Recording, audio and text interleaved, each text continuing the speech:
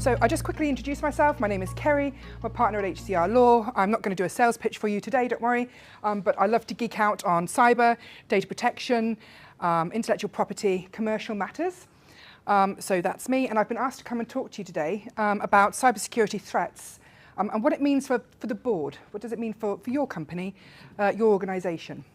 And before I start, if I could just say thanks ever so much for the wonderful welcome today. I've been really pleased to be here, actually. I had a 4 a.m. start this morning, but I am still going.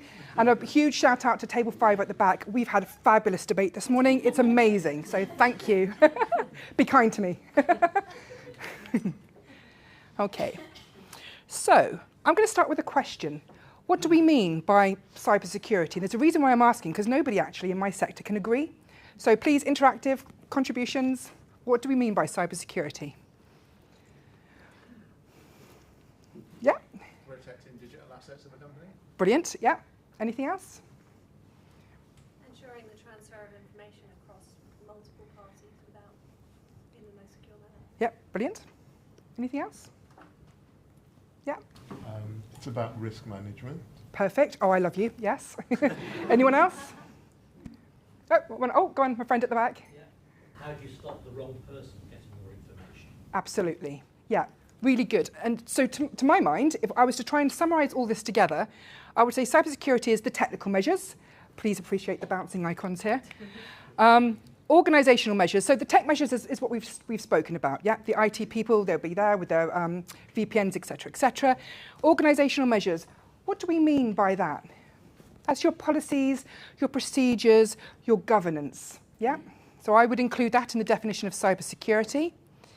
Your physical measures. Now, we always forget this. Whenever we're talking about cybersecurity, we're thinking of the tech, and we're thinking of the documentation and the risk analysis. But we always forget simple things such as making sure your windows are locked, your doors are locked. It's a requirement for your insurance, right? There's no point in having wonderful IT measures if the simple things aren't right. So I would also chuck that into the definition. And the big one for me is culture. You have to get the right culture in your organisation. You have to get the buy-in. You have to get the understanding, because without the culture, you're simply not going to be able to run an effective cybersecurity program. So that's what I mean when I'm thinking about cybersecurity. Please feel free to shout if you disagree. No? Okay. So what? Why do we as boards of companies, why do we actually care about this? And what does it mean that we actually have to do as directors and leaders of our organisation? Well, one of the basic points is we have to understand the risks. So everything comes down to understand what you've got, understand what the risks are. But then it's really important that the board is assured, and we'll talk a little bit in a moment about how we get that assurance, but it's being assured that we've got reasonable measures that match the risk and match what's out there in the marketplace. And this is something that comes through in legislation. I won't bore you with it, but please just take the principle. It's assurance about reasonable measures equals risk, the risk of harm. And it's also really important that we're assured about accountability. So does anyone know what I mean when I talk about accountability? What does that phrase mean to you? Take ownership. Take ownership, yeah, absolutely. Any other contributions? Where the buck stops. Yeah, 100%. Anything else? Well, from a legal perspective, it's absolutely those two things, spot on, but it's also about being able to demonstrate that you can comply. So you have to comply, and you have to prove that you can comply. So this is where all your record keeping, etc., comes into play. And again, we'll look at that in a moment. What else do you need to do as a board? Well, it's really your remit, is it not? Feel free to challenge me, to set the risk appetite for the company. Quite often I'll hear people, and particularly in IT teams, saying, I don't know what the company risk appetite is. Therefore, how do I know what I'm going to buy? How do I know what I'm going to put in place? So the board setting the risk appetite is really important, and it's really important to document that so there are clear instructions for your organisation, and also so that when something goes wrong, and it's, for most of us it's probably when, not if, we can show, well, actually we thought about it. We did our risk assessment, we've set our risk appetite, we've flowed it throughout the organisation, we have one vision, one song. So that's really important. And the other thing as well is make sure that your contracts reflect the risk, and also they reflect the law. So nobody in this room is ever going to turn around and say, well, I've got a medium risk to data protection, because we know if you write that down, you've just sunk your company, right? So it's about what's the risk appetite, but making sure that also fits with the law. So it's all about reasonableness, you've considered it, you've done what you properly can, and that has to flow through your contracts, and that's where the board sets the vision. Something else that's really important as well is making sure that you've got a board champion, and that's, the legislation basically calls for it. You have to have, the company has to own it. You have to have somebody on the board, if you're doing it properly, that champions cybersecurity and IT. The IT teams will love you, but without that board champion, you're not really setting the vision and communicating the message. And again, culture. Culture definitely comes from the top, doesn't it?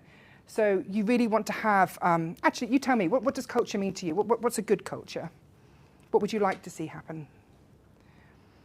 Or what should happen? Not always does, but in theory. Build collaboration between leadership and subordinates. Yeah, absolutely. Anything else? Constant consideration by everyone. Yeah, 100%. Yeah. And actually making it so that, people aren't afraid. We're humans. Some of the worst attacks I've seen that have ground companies to a halt for maybe a month has happened because somebody has clicked that link. But it's really important that if they've clicked that link, they can say, oh my God, I know I shouldn't have done it. I'm so sorry. I was in a rush. IT, please help. If you don't have that culture in your organization, you're not going to know if something's wrong until it's too late. So culture really is important. We don't want to be finger pointing.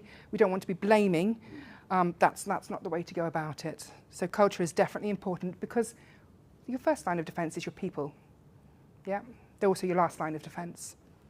And then insurance is a really interesting one. So obviously the board has every vested interest in making sure it has appropriate insurance. But I don't know what your experience is with insurance at the moment. Anyone want to volunteer? Any thoughts? I can see that you're... Just going up and Yeah. up and up for less and less, actually less cover in terms of things that can really genuinely happen. There's a disconnect in insurance rather than actual cyber. Yeah. Yeah, absolutely. Cyber insurance is quite difficult at the moment. As you say, it can be quite expensive. There are lots of carve-outs, lots of exemptions. So there are some alternatives to typical insurance out there in the marketplace. I can't advise you on what you should do, but there are things out there, and it might be worth you going and taking a look at some of these organisations who can help you put in a different type of insurance. Let's put it that way. So those are the types of tips for boards. If I was to say, if you wanted to sit down and think about your cybersecurity strategy, how do you keep your data safe? And remember, it's not just personal data, it's your corporate data. If you've ever signed an NDA, well, you can be pretty much assured that they also expect you to have in place proper cyber security measures. So once you've done all that, what do we mean by risk? So I said at the beginning, didn't I? You have to assess the risk, understand the risk of what it is that you have. Now, every organisation has a different risk profile. And I've just put a few things on the slide here. Culture, obviously we all know what culture means. I won't go into that one. When I say external risks or external threats, what could they be? Can you think of any? Yeah. And third-party risks. So, for example, the companies that we trade in on a daily basis, Yeah. we don't have control over the cybersecurity systems that they have in place. Yeah, absolutely. Third parties are definitely an external risk. In fact, when it comes to supply chain, so I don't know if anyone ever reads the National Cybersecurity Centre website and gets their alerts. They're invaluable, by the way, really good reading. But you'll see that supply chain actually comes up as one of the ways in which you're likely to get compromised, either because you're part of the supply chain, so you're compromised, or lower down the chain, they've compromised you. So supply chain is definitely there, which is an external threat, absolutely. And what I found really interesting, so we all know about nation-state attacks. It's something that everyone knows about. It's happened for years and years. But we never used to talk about it. So when I used to go to cybersecurity events, some meetings and things, we never used to talk very much about the national or the nation-state attack. But it's interesting because earlier this year I went to another event and they were launching a cybersecurity guide. And people from institutions, large institutions, were talking openly. Nation-state attack, we see it, it's happening all the time. So how can you protect yourself against that? Well, it's hard, but you need to recognise the threat, you need to document it, do everything that you possibly can. And if it happens, you bring out your file of papers, and that's your defence, and that's what you rely on to defend against regulatory action and people trying to have a pop at you through the civil courts.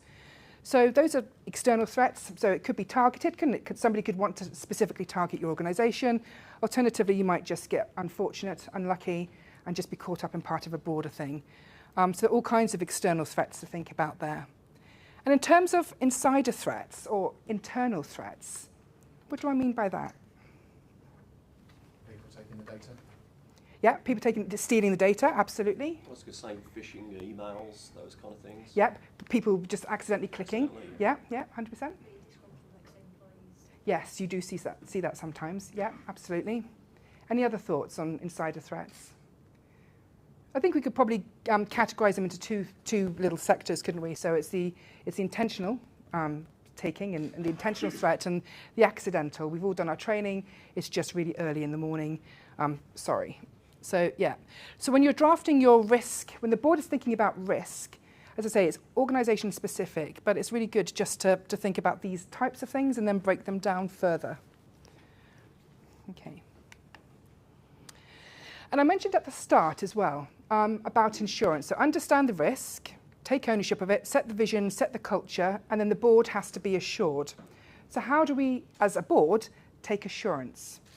Well, clearly you can have external assurance. So we all know about the certifications and standards. Anyone in this room got Cyber Essentials Plus? I know a few of you have. Yeah, and that's really great. And they've upped the test now, haven't they? So it's a bit more difficult to pass these days, but that's really great. And you'll see that actually being written into contracts more and more. So if you're dealing with the public sector, they'd like you to have Cyber Essentials and then Cyber Essentials Plus, depending on the risk. But you'll see that being written more and more in general commercial contracts. ISO 27001, that's another one that people like to go for, a bit more difficult. But you sometimes see that being written into contracts now as well. As I say, these things are starting to come through. And auditing as well.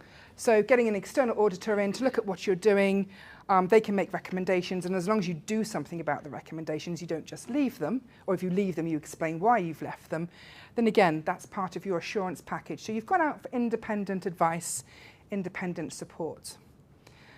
But internal assurance is equally important, and that again is why it's really important to have that culture of honesty. So I don't want to have to feel that I can't tell my boss, we have a problem, we have an issue, we need some investment. I need to be able to have that frank conversation. You might want to think about how you document that conversation, but you should be able to have it. And the really important thing as well is we all write these lovely policies and procedures, but how many organisations actually remember to test? And that's where some people have got into problems because they've put these things in, they've never tested them. You think your data is backed up, you get attacked and realise, oh my God, I didn't segregate the backup and now the whole thing's gone. So it's really important that you actually test and then you keep the evidence of the testing, okay? And again, auditing. So somebody in your organisation who's a fairly strong character, who's kind of independent and will do an objective job for you, they're just as good as an external auditor to some extent. So maybe you could rely on your colleagues, etc. But it's certainly worth having an internal audit process. And we are coming to the end shortly before I hand over to the question. But if there's one thing that you take away from today, if it's just one thing that you take away from my presentation, it's a question, can you prove it? So we do these things, we make these decisions, but it's really, really important for the legislation, for your contracts, and for your business reputation that you make sure that if you've had a conversation, you've minuted it appropriately, of course. If you're sending emails, you've documented the key points about what was discussed. Hopefully you've all got a data classification policy so you can mark it restricted because you don't want it being sent out to a wide audience. Your documentation is there, you've got it in hard copy or somewhere safe so that in a case of an emergency, something goes down, you know where you can get the documentation from. Those documents set out who has responsibility for what. If there's an attack, you know who to call, etc., etc. It's all about being prepared. Logs. And I mean this from both a technical perspective and also an organisational perspective. Again, if you're looking at something, considering it, just document it. And auditing is really important because if something goes wrong, what the regulators look for is what did you do before the attack? Did you behave appropriately? And really importantly, how did you respond? And what did you, it's a response basically. And therefore the documentation is really important to that. And also, of course, if you're if you are a victim of one of the, I won't use the word victim, it's probably wrong, if there is a data breach and there is a campaign for, one of these group class actions against you, again, your documentation, your evidence is really important. It's part of your defence. So yeah, if that's the only message that I leave you with, it's, when you're making decisions, document them, keep them somewhere safe and secure, mark them appropriately, have a data classification policy, and then hopefully, fingers crossed, it will work out. So that's my one thought.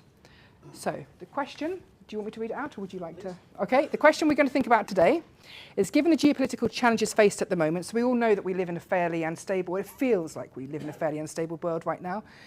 What are the main risks faced by your business, so not just in general, but your business, from a cybersecurity perspective? If I could just ask, everyone treats this under like Chatham House rules, so that what we say in this room, we obviously don't repeat it or attribute it to someone outside, because obviously it's quite a sensitive conversation. But hopefully you'll find some value in this question. And yeah, look forward to hearing from you. Okay.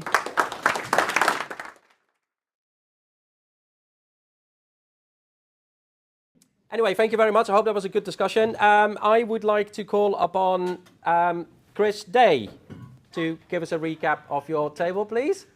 Hi. I don't know why that's hilarious, but I can't wait now. It's hilarious because you picked on the table that's got the expert on it. Please talk into the microphone so that... But she sat there, said nothing. Yeah, there was a few things that we picked out really as some of the risks. One is very much board leadership and ownership. It's very, do people, and it goes with the second one, is actually having the correct motivation to actually have the correct cybersecurity. So some people, especially in the service industry where your clients put contracts on you, and they insist that you have a recognised standard or something, then are you doing it just to win the business, or do you actually really believe you should be doing it? So the correct motivation is a risk there, and that comes from that board leadership. I think that's a good point. The second one is one of effectively, if you put a cybersecurity standard next to something like an ISO 9001, with a quality standard, you do what you write. So you can very easily say, we'll put a short on every circuit board that we make. And as long as you put a short on every circuit board, you've satisfied your standard. With cybersecurity, it's much more tightly constrained. And that what we find is that we specifically actually find the ability to use old software within cybersecurity, Cyber Essentials Plus, is restricting our practice. Because we have customers, whilst we're still, we run CAD systems, and they're fully maintained, so we have the fully up-to-date software. But the older versions of the software are not maintained under the maintenance contract. Cyber Essentials says we can't use those old software. But we have customers that run the old software. And therefore, because the software is not backwards compatible, if we save anything we've designed for them, we can't support that customer. So you've got this motivation about, hence, rules get bent because the system is not flexible enough potentially to enable, because it's restricting your practice and hence your growth or your income. Yeah. That's the second one. And the last one was one of people making personal judgments over when they should or shouldn't share information. You have practices, you have those procedures and that culture within a business. So if there's a blame culture within that business, people won't share some information that strategically and in a business perspective or logically they should have shared with their superiors or the peers or whatever. And people will go, actually, no, I'm not sharing that. And then the consequences of not doing that. So the consequences, therefore, the risk is people making personal judgments about what they should and shouldn't share within And getting systems. that also right, yeah. Okay, Very good that's point. the ones we came up with. Yeah, fantastic. Thank you very much. That's great. Steve, can you recap your table, please? Let me follow on the experts. Appreciate that. Well, back to By the way, basics. the microphone is for the video, so do please speak up. Oh, Don't think you don't have to talk loud because you have a microphone, because the microphone is not for the room, it's only for the camera. Ours will be basic and they will be concise. So focusing on the business, I think the one thing that we all agreed on our table is it's just constant and it's relentless, and that is the challenge. I heard on the radio coming in this morning that there was a statistic given out around cyber security when they were talking about this, and they reckon at least 50% of all businesses in the UK have suffered an attack this year. I mean, so you talk about the cost for insurance, you're never going to get insurance at some point, because who's going to insure something that's happening relentlessly, constantly, and everyone's... you know, within the businesses, there is always that weakest link. So whether that be, you know, employees and, you know, the whole thing around training and what you shouldn't be clicking on. We were just talking about even people just leaving their laptops or their computers, whatever it is, unattended without putting on lock screens. I mean, it's pretty basic, and you probably do the training to say don't do it. But there was a debate going on around, well, I want it to be 10 minutes rather than instant when I walk away from it. Well, if it's not instant, it's not secured, is it? But that's that whole perception around what people think. You know, and that weakest thing. And then, you know, the global aspect side of it, supply chains. You know, you're talking there about, you know, the weakest link there. We're a small country, but we deal globally. So you're reliant on other people constantly, aren't you, being on top of their side of it, and that doesn't then obviously manifest itself through to your company. And, you know, the training thing is just, again, another constant challenge just to make sure you're on top of it. And, you know, you just create industry. You just have people within your company constantly looking at that time and time again. And you're looking at companies that, you know, you're talking about skills gap and that. How many people do you need in a company to be constantly looking at cyber security to protect yourself? But I guess if you haven't, then, you know, you've got a challenge there in itself. So not as technical as the guys back there, but real life challenges. No, excellent, very good. Thank you very much.